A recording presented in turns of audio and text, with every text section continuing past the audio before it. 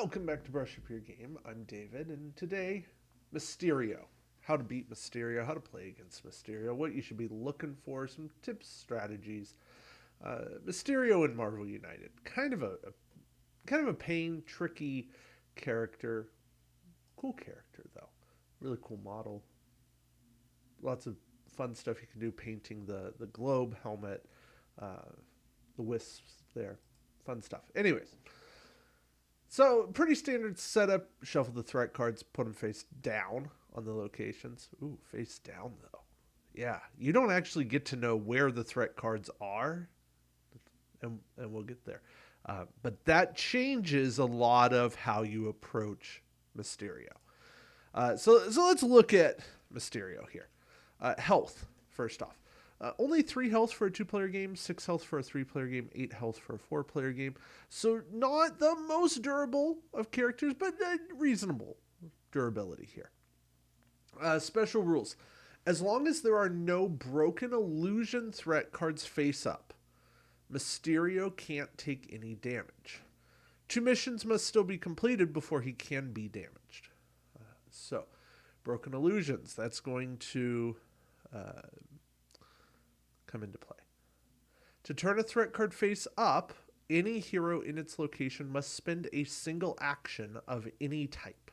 So you're going to be, I don't want to say wasting, but having to spend an action just to know what you're up against. And that slows you down. So we're going to need heroes with lots of actions in order to combat this. This is where Season 1 characters are going to shine over Season 2 because Season 1 characters tend to have more printed actions, and that's a benefit for them. Mysterio on a BAM, we're going to turn all civilian tokens in play into thugs and all thugs into civilians. Then we add a civilian to Mysterio's location. Okay. So that's an interesting BAM. That's not like an amazing BAM. It's just something that's messing with our perceived notion of what's where, how things are going to go, and that really does change the shape of the game and what objectives we're going to be able to complete, missions we can complete. On Overflow, for each location we overflow, we draw another master plan card, add it face down to the storyline. So Mysterio's just speeding up, which is nicer than some characters, but still, that speed up is going to hurt us. So let's get into it. Mysterio's 12 cards here. He is bamming on 6 of them. So half the time he's going to change the civilians and thugs up, which is not inconsequential, but I just wanted to notice to highlight that on his 8 cards where he's actually putting characters, civilians or thugs out, almost all of them, 7 of them, he's only putting out civilians or thugs.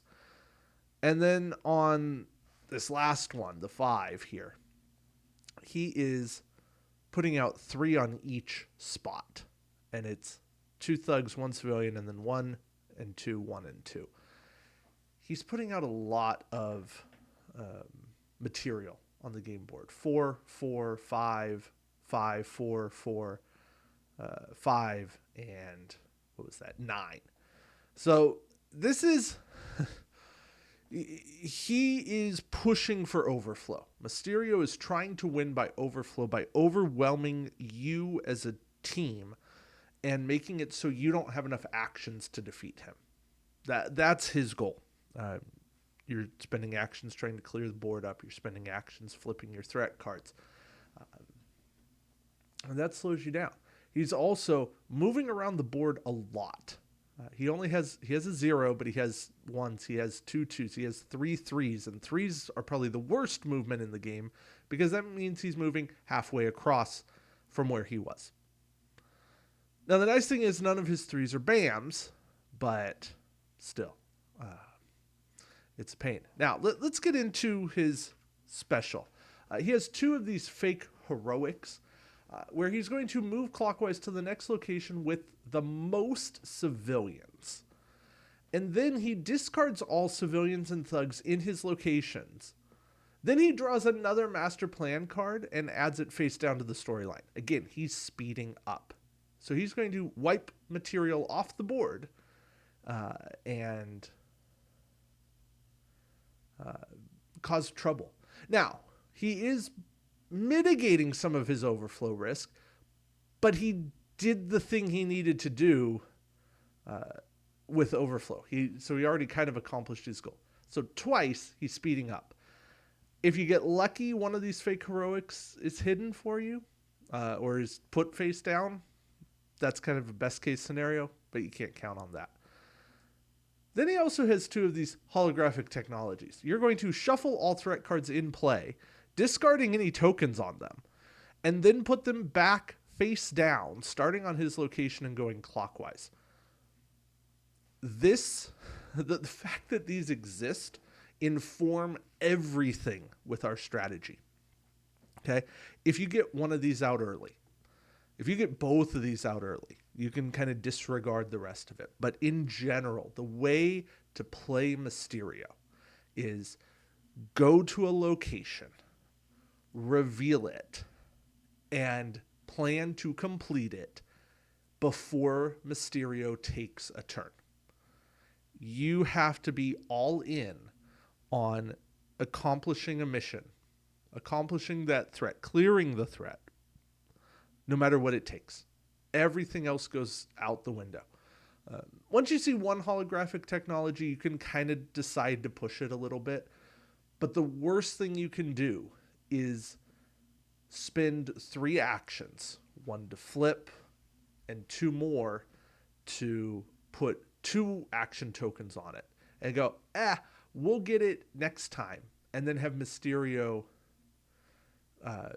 pull a holographic technology on you.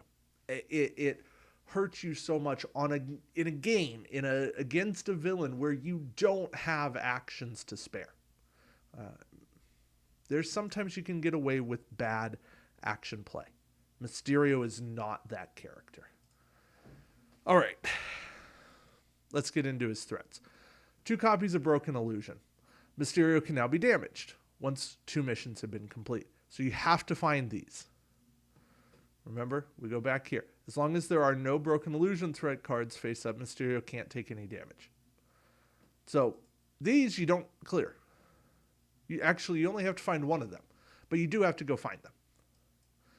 Then we got Smoke and Mirrors. I think we have 2 of those. Yeah, we have 2 Smoke and Mirrors. When this threat is revealed, add a civilian to this location. Then it takes 3 heroics to clear it. So that's a pain. The other one adds a thug to this location. You can't reveal it if your location's full. You got to clear a location spot first.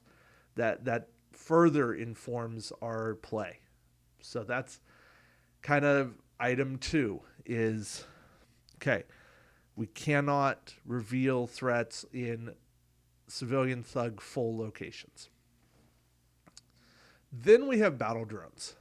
When this threat is revealed, the hero revealing it takes 1 damage. So further, we can't reveal threats when we only have 1 card. I guess you can, but it better be the last action you're doing. See, unlike other heroes, there isn't a strategy to how to tackle these threat cards, what order to tackle them in. You tackle them in the order you find them in. Now, the nice thing is with these battle drones, they take punches. The other 2 take heroics. So you're able to kind of mix and match your actions. It's not like everything uses heroics. That gives you an opportunity to actually clear civilians as your completed mission.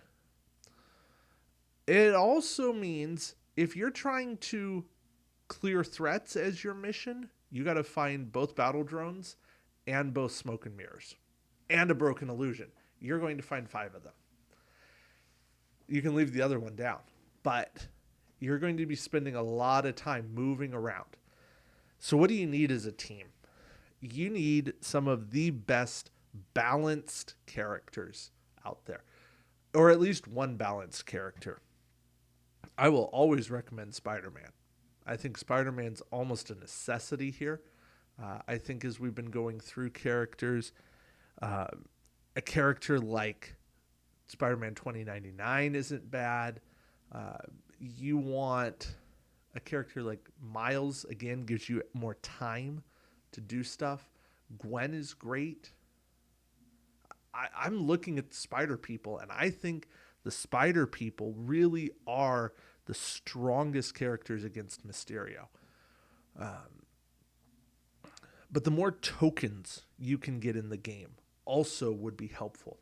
You could go kind of weird. You could go with a heavy Guardians of the Galaxy play, and you could make this happen.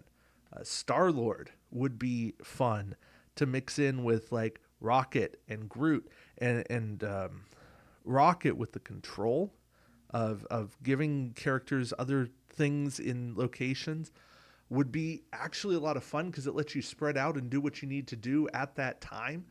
And then when the bad stuff happens, the inevitable flipping locations or flipping threats over, uh, you're going to be able to have that one extra action to flip the threat. You want movement too. So a character, who's one of our great season one movers? Falcon. Falcon is a really good mover. Uh, Even like an Iron Man is not a bad mover, which kind of makes sense because Mysterio has Stark Industry ties. Um, but yeah, it's Mysterio is this very methodical battle. So I know I'm 12 minutes in here, but let's get to the kind of recap. You have to come in to fight Mysterio with a purpose. You have to say, okay, we are starting here and we're going to flip our threat here and take it out. And then we're going to move, like split the team. One team goes clockwise, one team goes counterclockwise. We're going to move, take it out. Move, take it out. Um, or you can honestly move all together and everybody just goes. And that way everybody can clear, clear, clear. And the more you can do that, it is this systematic approach of just making sure you can get in there, keep your overflow to a minimum. It's not going to be zero, but you have to go. And the moment you can damage Mysterio, you go for it. All along the way, you have to be uh, taking out thugs, civilians where you can. I think it's a balanced approach, and I think you look for the thugs where you can get them. But knowing what the threats need, you kind of need a bit of both. You need to bring a heavy heroic character, and that is far from the easiest thing to do, which is why I do think location choice matters. I think it's Midtown High School is the one that gives uh, heroic tokens. So that would be a high recommendation for me to bring in. That's a location you want to get uh, and get to as quick as is feasible. And just remember, it's a process, and and work as a team, because anyone going rogue is just going to cost the team actions in the long run. If somebody tries to go through and just goes, "Oh, I'm going to reveal this thread. I'm going to go reveal that thread," you're wasting time, because as soon as Mysterio pulls the holographic projections, then all those threats that were revealed get shuffled up and put back, and it's a waste. So nobody wants wasted time. Nobody wants wasted actions except Mysterio. I would not recommend Mysterio for a supervillain matchup until you are very familiar with playing supervillains. Mysterio can just do too many things to mess with the game and have a short win. Uh, you have to have a little bit of luck with Mysterio, and that does not always equal a lot of fun when somebody's in charge of the bad guy. That's at least my experience. So, but go out there, have fun. Mysterio is beatable.